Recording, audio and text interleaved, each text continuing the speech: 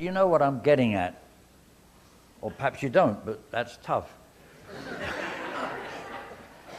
So, God has entrusted. What are we doing with it? And in what way does that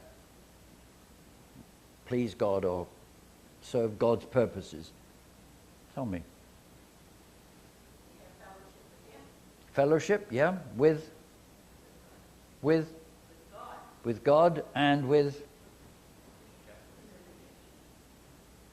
well, hopefully with one another, hopefully with people that we wouldn't normally rub shoulders with. I mean, some of the hungry people that come to our church on a Tuesday night for a meal, I don't normally see them in my normal course of life. I won't see them on Sunday morning, and somehow I find that there's something happening. There's a bond. I don't think they would describe it as a communion with God, but something's happening. They're starting to discover that at least here's a bunch of people who seem to care about their condition of hunger. So the fellowship might well be with undesirables, you know what I mean? People that we normally would prefer not to have anything to do with. It's rather like when I go to communion, you know, and I kneel down, and I'm not allowed to choose who I kneel next to.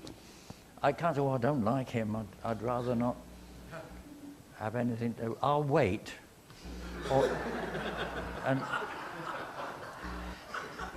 And maybe because I'm ordained, maybe I should get a better meal than the rest. Maybe I should have a flavored wafer. No, I get the same as he does. Scruffy as she or he may be. And we kneel there together because it's not mine, it's all entrusted. It's pretty scary when I suddenly think, I wish I weren't kneeling next to this person. But apparently, they were invited to the table. I'd better start thinking differently about this person. I better start looking at this one differently because they were invited by the same one who invited me. So we're guests. That's what community is about. Holy communion is not just communion of good old boys and good old whatever the other group of good old women. I nearly said that sounds.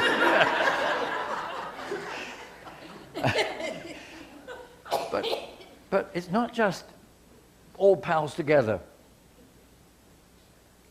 And that's what happens when you start taking what's entrusted and beginning to use what God's entrusted for God's benefit. Who knows what happens? Holy Communion starts to be Holy Communion with a much wider body. Not just, I was taught to think that communion, or pretty well all church services, was you and me, God.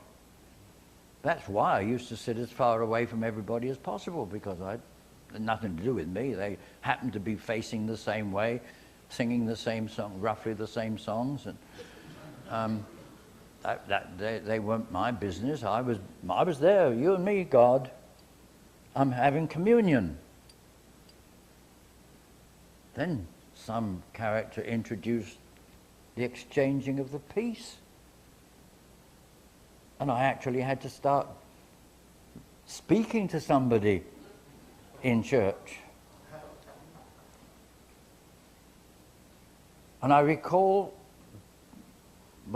after I became bishop, I used to walk right down the aisle, and I was toddling down the aisle, and a rather formidable looking woman stepped out of her pew like this.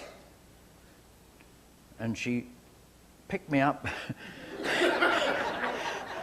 and hugged me and whispered into my ear, "I hate this."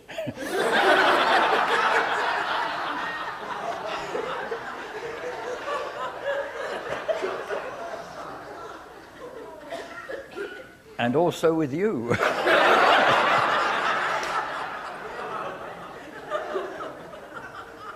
But you see, we started to discover that there was some kind of bond we'd never experienced before.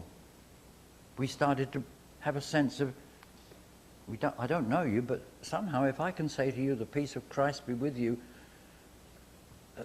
I can't just say that and turn away. Somehow we're related. That's God's benefit. I believe that's what God is longing for us to discover, that the concerns and love of God for the world is so much wider than most of us have ever dreamed. Some of the most unlikely characters are beloved of God. And I think, that's not fair. They go to some other church, or they don't go to church at all. Or they're the wrong colour.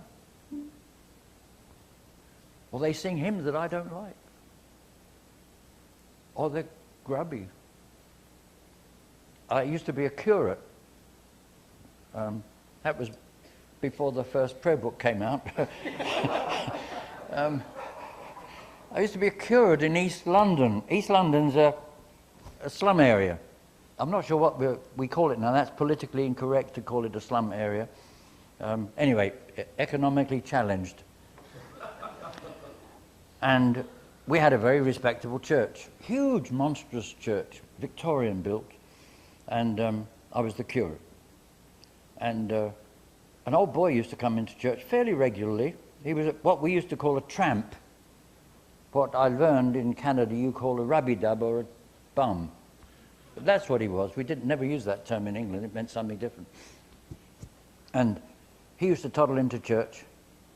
His name was Mr. Sinclair. I don't know why we ever knew that, but that was Mr. Sinclair. He was grubby. He was very scruffy, down at heel. And he would come in and sit in a pew, and he would turn around and put his feet in along the pew, so he was sort of half lying down, and he'd take out an old newspaper. This was usually before the service. And then when the service started, we had a magnificent choir would come toddling down the aisle, singing their little hearts out, and he would join in. He always had a different version of the hymn, but he used to bellow at the top of his voice. Anyway.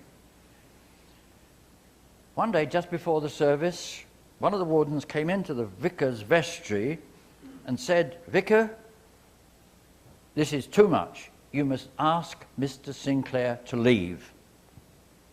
You see, we don't want to be contaminated by strangers and different people who are different from us. It bothers us.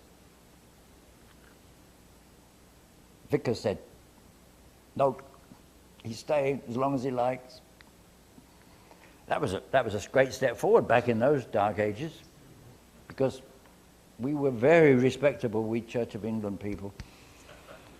But you see, it's an attitude that somehow suggests that we're in the lifeboat, that we're all right, and it's all those other people out there there's something wrong with them. And we discover, as we start using what's entrusted for God's benefit, we start to discover that our vision widens. It's pretty hard to say where the limits are. It's pretty difficult to say at this point God's love stops, or that this person is beyond it. And that's all because I think we start to realize that none of it's ours. That when we start claiming it as if we own it and possess it, that shuts down what our understanding of God's love is. It reduces that understanding of God's love to the point where it becomes so individualistic that I say to myself, I'm all right, and I've got my doubts about everyone else. Now, you may think that's unusual in the church, but in fact, it's growing. There is a growing attitude, certainly in the West, a growing attitude that says we've got to close in and consolidate ourselves, batten down the hatches, pull up the drawbridge. No, you can't do both, can you? I'm mixing metaphors, I'm sorry, but I used to be Church of England, so that allows it. But, you know, that's what happens when you start to say, well, it's just you and me, God. And as we start to recognize that everything's entrusted to us, all of you are entrusted to me. I am entrusted to you. Whether you like it or not, I didn't do the entrusting. If I'd been in charge, it might have been different, but I'm not. God chose to entrust us with one another. God chose to entrust to us the care of all kinds of people, all kinds of things, all kinds of situations, all kinds of things that are going on in our world that we're maybe thinking are not important. Woe betide us if we don't catch on pretty soon that none of it's ours, and there is a day of accounting. I'm not talking about some mammoth judgment day. I'm talking about an accountability that God says, what are you doing? There's a phrase, wouldn't like to use it, so don't tell anybody I did. But a slogan that appeared outside a church. What on earth are you doing for God's sake? Maybe it's a bit crude, but maybe we've got to think in those terms. What are we doing? See, that's where I'm going to start talking about stewardship. That's where I'm going to lay the foundation for stewardship. Long before I talk about whether we've got a budget or whether we can afford to do anything, or long before we talk about all these things, we lay that foundation. And I believe we've got to start laying that foundation in our parishes and challenging the attitude that says, well, somebody raised it over there, this idea of we've got not only got to survive, but we've got to preserve everything from the past. Now, I'm not a historian, and I've moved around far too much to be attached to any one place. So I'm not attached to buildings at all.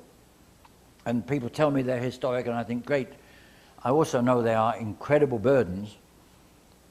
But we cannot, as stewards, assume that we can say, this is our territory, and we're going to not only survive in it, but we're going to preserve everything that ever was.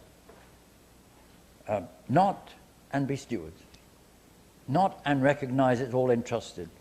Not and recognize that we're meant to do something and God is meant to find some joy in it and some benefit in it. The survivalist, well, let's put it this way. The determination to survive is suicidal. Who first said that? Well, I did. Didn't you hear me? Now, Jesus said, if you would save your life, you'll lose it. That's exactly what he meant. If you clutch hold of what you've got and are determined to survive, if that's your focus, you'll lose it. That's suicidal.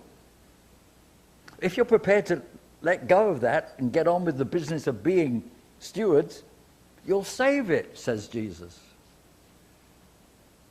Let's make no mistake about it. We've got to help the people of God in your parish, all of them, to discover the joy of being liberated from survivalism. Because the survivalists will not survive. The people who are determined to hold on to what they've got and what used to be, they won't hold on to what they've got and used to be. You see, it's one of those things. If that's your focus, it doesn't work. That's why I'm insisting, the more I talk about this subject, is if we keep on doing what we are doing, we will not survive. And I'm not a doom and gloom person. I don't believe that God will simply say, oh, well, that's tough, off you go, you're finished. I'm quite convinced that there is an exciting future for the people of God. It'll all look very different, I suspect. And some of the things from the past will be left in fond memories in the past. And other things from the past, because they were rich and encouraging, will carry us on into the future. But as long as the church, as long as any of us simply hold on to what was, or even what is, we're going to lose it all. If we're you see, back to my dear old friend, the third servant. He wanted to hold on to what he had. And the picture at the end, he's kicked out. There's no place for him. He didn't hold on, did he? In fact, the master says, take that one that I gave him, take it away from him. He doesn't even keep that. Beware, warn people, if they insist on clinging to what was, they'll lose it. If they're prepared to let go, they may well find that many of the things that they love and from the past will journey on with them. Because that's the way it works. That's what Jesus said. So, where do we go from there? I asked a group of people this question. You might like to think about it. You don't need to talk to one another. That would be too much in the morning. Here's a question, and I've found some fascinating answers to it. But what would happen if your church, I don't just mean the building, I mean the people who go to your church, all of them, if your church vanished? I'm not talking about the rapture or anything like that I know nothing about. I'm just talking about in this